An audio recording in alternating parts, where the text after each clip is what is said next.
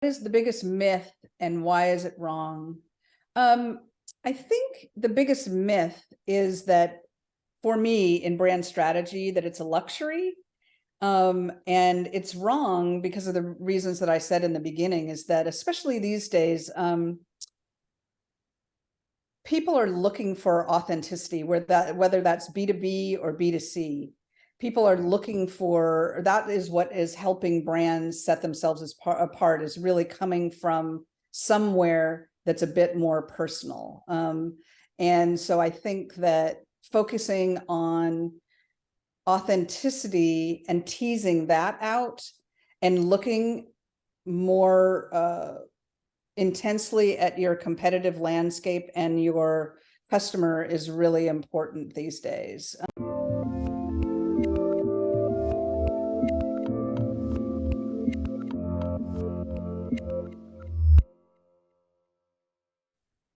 Hey everyone, this is Devin Miller here with another episode of The Inventive Expert. I'm your host, Devin Miller, the serial entrepreneur that's grown several startups into 7- and 8-figure businesses, as well as the founder and CEO of Miller IP Law, where he helps startups and small businesses with their patents and trademarks. If you ever need help with yours, just go to strategymeeting.com, grab some time to chat. We're always here to help.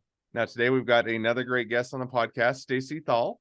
And Stacy, we're going to be talking about a few different things, including the accidental branding strategist and the importance of getting a foundational brand strategy, and also maximizing profits and minimizing risk via brand and consistency within your marketing and advertising and the touch points, and helping investors to protect their portfolios and companies, and maybe even talk a little bit about testing and iterating in the marketplace and iterating with your brand as well. So should be some great points of discussion. And with that much as introduction, welcome on the podcast, Stacy.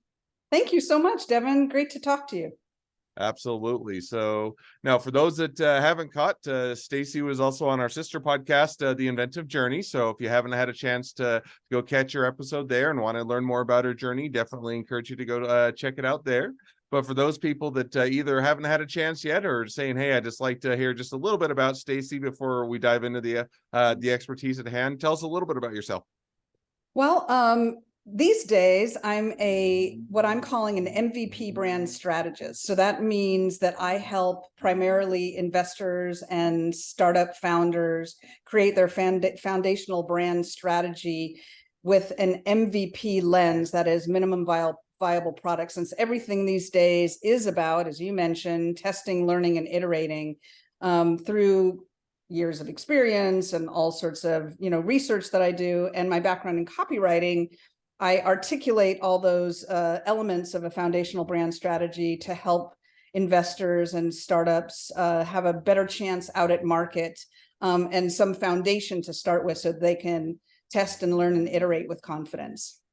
No, great introduction. Sounds like a great area to be in, and excited to now dive into the topics at hand. So one of the, in maybe no particular order, but one of the things, maybe just as a level set for the audience, is, maybe help us understand, because you talk a little bit about foundational brand strategy. And I think to a degree, and probably erroneously, but I'll let you correct it if it is, a lot of times people think, hey, my brand is, I've got a logo, maybe I have a catchphrase, the name of the company, name of the, the service or whatever I'm offering, and I'm done with branding. And so, is that a correct point of view, or kind of how do you define kind of what is a foundational brand that you should be thinking about?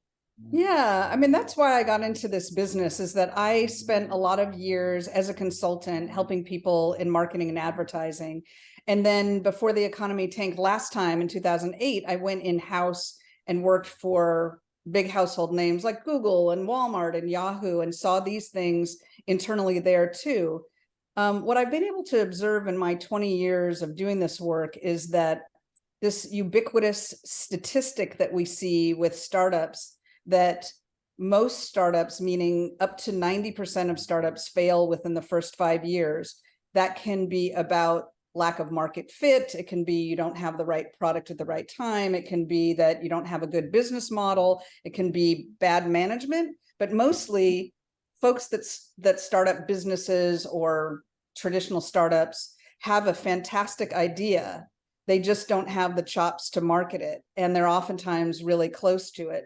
So what a foundational brand strategy is that pause between exactly what you said, that a lot of people mistake, I think, that like I've got a cousin who is a graphic designer and they can do a fun logo. And then I like the color blue and I like this font and not that font, and you're good to go. But these days in particular, where we're seeing in the market after generations and generations now, savvy about first television commercials, now digital marketing, is that it's hard to persuade people these days. So coming from somewhere and having some kind of foundation from your brand that's rooted in what you actually believe and what your customers actually, or end users actually want, is really important to connect those dots and make sure that how you express yourself as a brand visually and in the storytelling you do and the messaging that you do, that it is actually breaking through, coming from somewhere and breaking through. Because you can see, I was just looking at this kind of survey of the supplements, like powdered supplements market, Truvia, and a whole bunch of them. I won't name all names, but they're all looking the same. They're all have the same kind of stock photography. They have the same kind of messaging. And it's really hard to break through if you're not rooted in what your mission is, what your vision is, what your values are. If you're not clear on what your value propositions are, the reasons that your customers, end users should believe in your product and choose you over others. It's not just about how you look and feel. And then what I've found over time is that lots of times founders, business owners too, are under such pressure to rush to market that they skip over that part, and then they end up showing up in all their different marketing and advertising touch points differently over time, because they're surviving on different kinds of vendors and things like that. So they don't have a solidified playbook that everybody is shooting from. They have maybe a logo, maybe a couple of colors and a font or something like that, but it's not really coming together because they're not really coming from a place of a rooted story about their brand. So now let me kind of follow, because I think that's a great introduction, or a great walkthrough as to what brand is. Now, one of the things I think people sometimes, especially if you're new into a startup or a small business or just getting going, or if you haven't had a lot of exposure to branding or you haven't dealt that side. I come from an engineering background, and I don't know if I've really had hardly any market. Now, I went and got an MBA and did some other things to try and get some of that perspective. But if you're talking to a typical engineer, hey, I got a great product, I got a great, an idea, have no idea what I do on branding. Sometimes it feels a bit overwhelming, or where do I get started? And so kind of walk us through, if you are setting up that foundation and kind of setting up that strategy, kind of where's the first place to start? Yeah, I think for me, the first place to start is, what is the foundational belief? Like, why did you stay up until 4 o'clock in the morning thinking about this? What drove you to create this widget, service, product, whatever it is? Where did that come from? What were you trying to answer in your own self, in the market? Who are you trying to reach? What is your belief about how the world could be better or different if people did, adopted your product or bought your product or enjoyed your service? So starting there of like, what really drove you? Because I think there's a phenomenon that happens oftentimes with business owners and founders and even investors, where everybody starts out with good intentions and a great something, and then you get so close to it that origin story is oftentimes forgotten, because there are so many, suddenly, especially if you're going after funding and things like that, there are so many moving parts and growing responsibilities and growing pressures that you get a bit far away from what the real impetus was for the business itself. No, makes perfect sense. So, I'll take it maybe one step further and just give you or have you walk us through a bit of maybe of an example. So one of the businesses I'm actually in the middle of, we're getting close to launching, is a I'd say food truck light. So I'm an attorney way outside of legal services, but I wanted to start a business where my kids could be involved, that they could have some way to earn money, they can learn those skills, they could get a bit of business experience and be an entrepreneurs. And so we're starting up a food truck where you do build your own popcorn. So you can get your different flavorings, you can get your different Fantastic. mix-ins and different types of popcorn. So now if I were to take that just as an example, not trying to get a free marketing, but why not get a free marketing consult? But walk me through, if we were starting from scratch, we had the idea, maybe we had the food truck in place, but that was about it. We had the concept of what we wanted to sell. What would be kind of those first steps to say, hey, now let's go and build a strat? And I'm not asking for a full marketing plan out of the chute, but kind of walk me through what would be if you're working with somebody in that type of situation, what would be some of the things to think about? Yeah. Well, I think a lot of folks that the people that have the moniker or the title of brand strategist often run you through some kind of form or survey about what your mission is, what your vision is. You shared a little bit about that, about your family.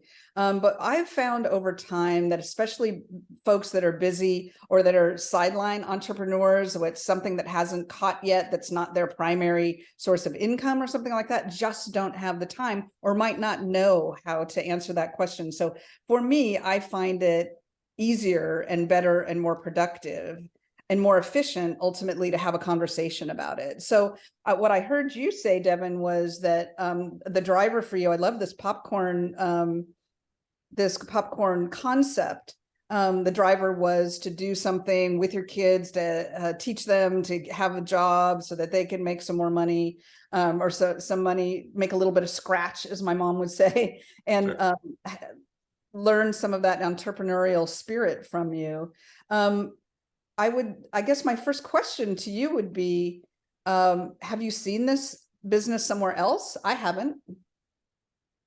I've seen popcorn places every once in a while. I've never seen it in a food truck, never seen it build your own, never seen it make it, kind of more interactive and closer. I've seen a few places where you can just go and buy flavored popcorn, right? And so that's kind of the genesis, but I haven't seen it in this kind of context where it's family, it's food truck, it's mobile, it's build your own. So a little bit of a different approach to it.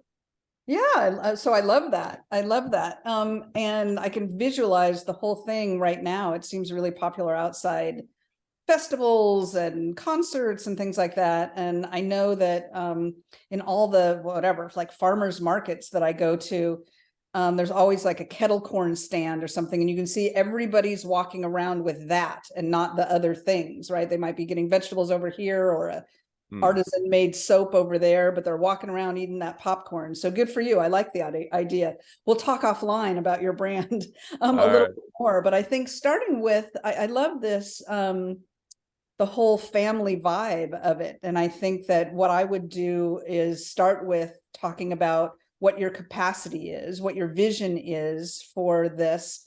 Is it every weekend? Is it special events? Is it a truck that you have, or is it a truck that you own now? Do you have all the permits that you need to have? Do you have the infrastructure, and what that vision is for how often you would be doing it? And then we would look at any sort of ideas. I think what I would do is kind of audit, because oftentimes when people come to me, they have maybe somebody worked on a logo, but now they're getting serious about going to market. They have a vision for what the truck would look like and things. So I think the first thing that we would do is do a bit of an audit of what it is that you have on hand or whatever you have in your brain so far, and get all that out on the table and take a look at all that and see what pops for us, no pun intended, for your audience, and start thinking about where you're going to show up. So that we can figure out how you're going to show up. So that is identifying who this customer is for you, and then directing all of that toward that, but infused with, topped with, layered with, like your popcorn, layered with some authenticity about where you're coming from with your brand, with this, family core of what you're trying to accomplish there for your family. I feel like that's a really great differentiator for you. No, I like it. Now I got all sorts of great ideas as to how to build it into a popcorn empire. So yeah, I'd love to help you. So now one of the other things, maybe shifting gear just a little bit, but one of the other things that I thought was interesting that we chatted a bit before was, one thing that I think sometimes, brands get stuck on, and businesses in general, and that is that they get out in the marketplace. You do go through all that initial work. So I figure out what everything from my color scheme is, my branding, my story, what is my logo, what is my catchphrase, and how do I convey all that? And I get going, and I feel comfortable, get out in the marketplace. And then I just kind of say, okay, that's all done. It's all figured out. And then I put it on the side and say, okay, and now I don't have to ever worry about that again. Whew. Now, but one of the things I think you talked about, and then I think makes sense, is you continuing to iterate and test your brand, test it out in the marketplace. So how do you kind of go through and iterate or test or figure out where your brand needs to evolve or how it should be adjusting over time? I think it's about listening to the people. I mean, nobody can do pretty much anything these days without being on social media, right? And so I guess for a business like you are taking yours, for example, that what I would be doing is going out to market with organic social on Facebook and creating a Facebook page for your business. But starting out, maybe you and I don't know if you're having other family members, getting the word out, using whatever your existing network to get the word out, and then trying out, having set a couple of specific campaigns so that you can A/B test that, right? So that you can go out. We feel like this is going to resonate given, what our market is. The call to action is come see us at the whatever festival or, this location, whatever it is. And then having, something to test against it and go out with both of those from the get-go to see what resonates. And then I would solicit feedback, because it's your customers that are going to matter. And it's not, I think that's where, again, so many businesses go wrong, is that it starts out with everybody wanting to seek a market and maybe even identifying one, but in the intensity around having the responsibility and the expense of growing a business, somehow this phenomenon happens where the audience gets lost. And so I think that, what we call these days social listening is going to be really important for most businesses, yours included, is really having somebody actively monitoring that and communicating with people and inviting them to help form your brand and have a say in maybe where you show up or how you show up as well, to have people feel like they're involved, especially in the beginning, to help shape your brand. No, I like that. And I think that's a great, great piece of advice, is to continue to engage with your clients. And I think in some sense, it's always intuitive, and, you should be, whether it's on socials and talking with them directly and making them feel like they're part of the journey and giving their feedback, especially early on. And yet oftentimes you just kind of lock it in. You figure, hey, I am the client. I already know what they want. And then you just kind of set it or try and forget it. And then you don't evolve as your business evolves, your company evolves, your brand evolves, and everything should evolve together with it. Now, with that, kind of going along with that, one of the other things you mentioned is kind of creating different touch points. And so walk us through a little bit. How do you figure out which touch points you should consider, and how do you create those, and how do you go about thinking of them? Because I think every business is a bit different and has kind of different setups, different touch points, whether you're e-commerce or commerce, whether you're a brick and mortar, whether you're a food truck, whether you're a service-based business or anything else. They all can have different touch points. So how do you go about kind of figuring out what different touch points your business should be engaging in? Yeah, well, one word, budget, starting there, right? So that really matters, right? So like you said, it could be anything. It could be a budget of $1 million and you're looking to do, a TV commercial or YouTube videos or something like that. It could be that you start with organic social and you've got whatever, your niece who wants an internship for the summer or something like that, just needs some work experience and something for their resume. So I think budget really matters. And then it depends on where your audience is and who your audience is. I mean, somebody, taking your example once again, one of the things that you might want to focus on for you, because you have an actual physical product, is how that can be a mechanism, a really reasonable, affordable mechanism for you for additional advertising. So whether it's sticking a card in something or having some fun bit of packaging around whatever it is that you do that gives a 2-for-1 for their next visit, or a tell a friend BOGO type of thing. So I think it really depends on what you want to do, right? And what you have the budget for. But these days, I would say, all budget should go toward video if you can.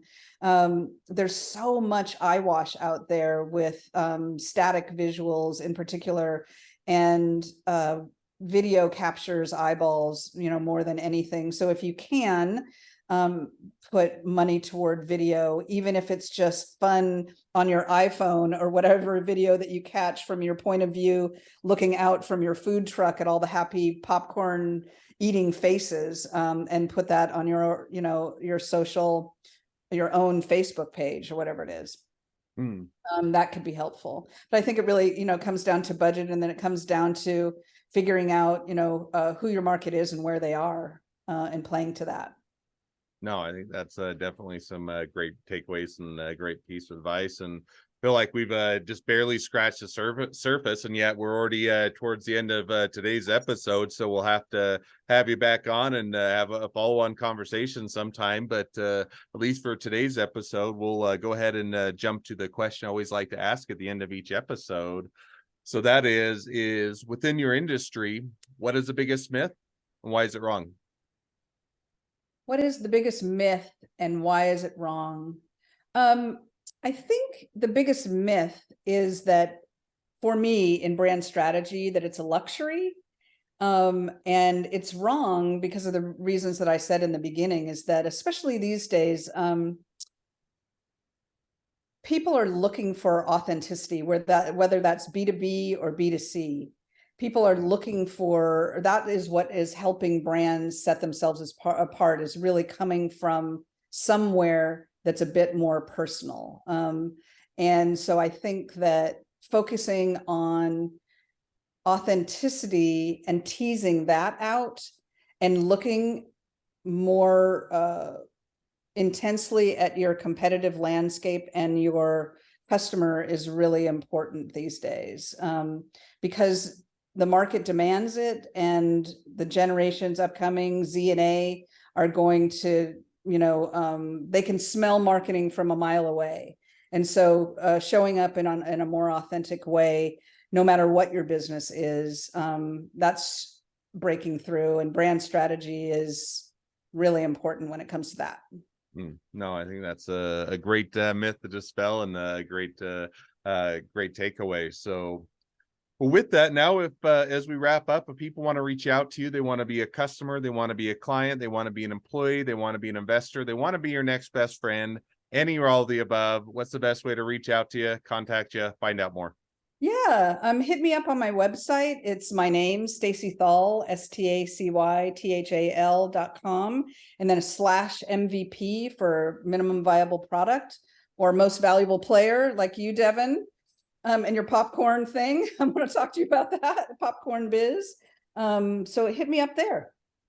Awesome. Well, definitely will. So encourage people to reach out, connect with them, make or support a great business. If nothing else, make a new best friend. So with that, thank you again, Stacy, for coming on the podcast. It's been a pleasure. Now, for all of their listeners that are out there, if you can help us share this expertise with even more startups and small businesses by clicking share, subscribe, leaving us a review, helps us to reach even more startups and small businesses to help them along their journeys of success. And on that note, if along your journey you ever need help with patents, trademarks, or anything else with your startup, your small business, just go to strategymeeting.com, grab some time with us to chat, and we're always here to help. Well, thank you again, Stacy, for coming on the podcast, and wish the next leg of your journey even better than the last. Thanks, Devin.